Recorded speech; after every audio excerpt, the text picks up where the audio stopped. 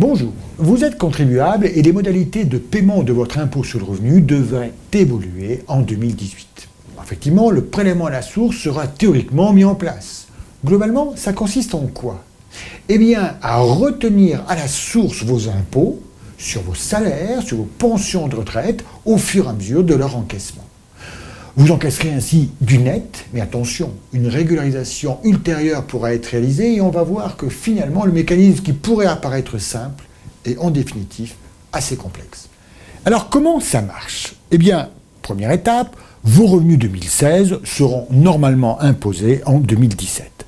Qu'est-ce que ça veut dire? Ça veut dire que vous ferez votre déclaration normale et l'administration acquittera vos impôts comme habituellement, sans aucune distinction. Par contre, vos revenus de 2017, on le verra, eux seront bien déclarés en 2018. La petite nuance, c'est que ils seront certes déclarés, ils seront imposés, mais un crédit d'impôt viendra neutraliser tout ça.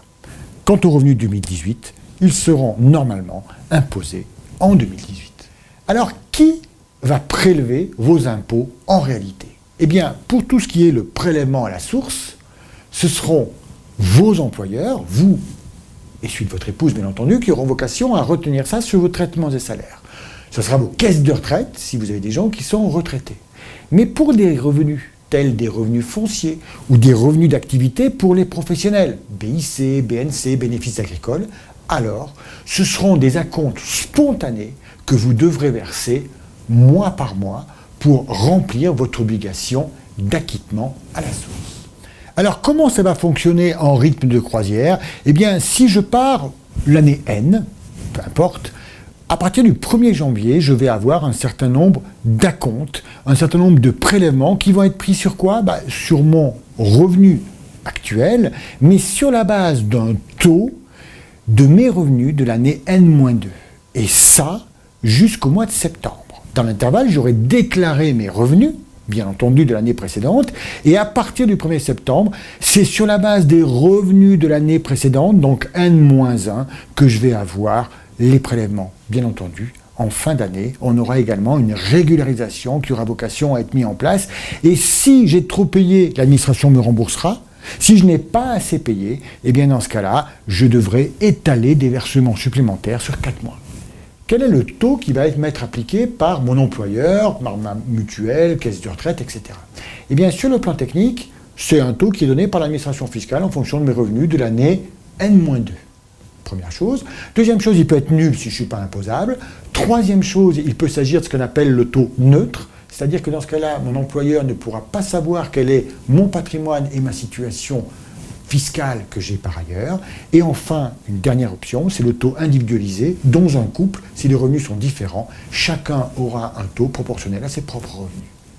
Les changements de situation familiale doivent être déclarés à l'administration dans les 60 jours. Il s'agit des PACS, des mariages, des décès d'un des conjoints, divorce, rupture de PACS, etc., etc., naissance ou adoption d'un enfant. Il faut le déclarer, ça change évidemment ma situation, mais il n'y a pas de sanction si je ne le fais pas. Pour neutraliser les revenus de l'année 2017, eh bien l'administration va me rendre ce qu'on appelle le crédit d'impôt pour la modernisation du recouvrement, le CIMR. Il va m'être versé en 2018 sur la base des revenus de 2017. Alors comment marche ce crédit d'impôt?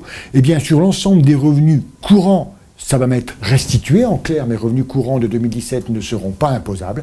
Par contre, mes revenus exceptionnels, si j'ai vendu des titres, si j'ai touché des gros dividendes, seront imposables normalement en 2018. Alors maintenant, à retenir, quelles sont les conséquences des déductions, réductions et autres avantages fiscaux dont je peux profiter au titre de l'année 2017. Alors ce qu'il faut retenir, c'est que les déductions du revenu ne servent à rien. Globalement, imaginons que j'ai calculé un impôt sur le revenu de 10 000 euros en 2017, si par l'intermédiaire d'un PERP, par exemple, je déduis de mon revenu imposable et que je n'ai plus que 7 000 euros à payer, eh bien en fait, le crédit d'impôt me rendant l'intégralité de mon revenu courant, dans les deux cas, je ne paierai pas d'impôt. Observons donc que la déduction ne sert à rien. A contrario, les effets des réductions et crédits d'impôt sont intégralement maintenus. Par exemple, si vous avez quelqu'un qui, en raison de son revenu courant, paierait 5 000 euros d'impôt et avait droit à une réduction d'impôt de 3 000, eh bien en réalité son impôt réel tombe à 2 000 et on voit qu'on va bien lui restituer un remboursement de 3 000. Donc on va neutraliser son impôt, lui rendre 3 000 euros, c'est-à-dire exactement l'effet de sa réduction d'impôt. Conclusion, on peut continuer bien entendu à générer des réductions et crédits d'impôt en 2017 sans contrainte.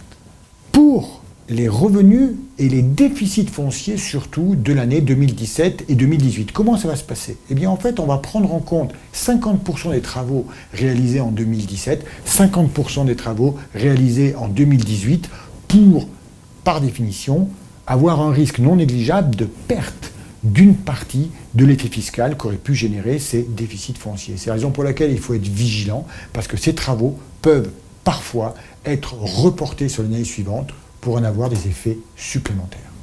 Alors en conclusion, la retenue à la source, qui devait être relativement simple, finalement c'est quelque chose qui devient un tout petit peu compliqué. Alors simplement, est-ce qu'elle arrivera à passer l'été? Parce que vous savez, cet été, on risque d'avoir peut-être du changement. Et c'est la raison pour laquelle je vous invite à vous rapprocher de votre conseiller pour savoir ce que vous pouvez faire en début d'année, on l'a vu, et que par la suite, on attendra peut-être pour d'autres opérations que passe l'été.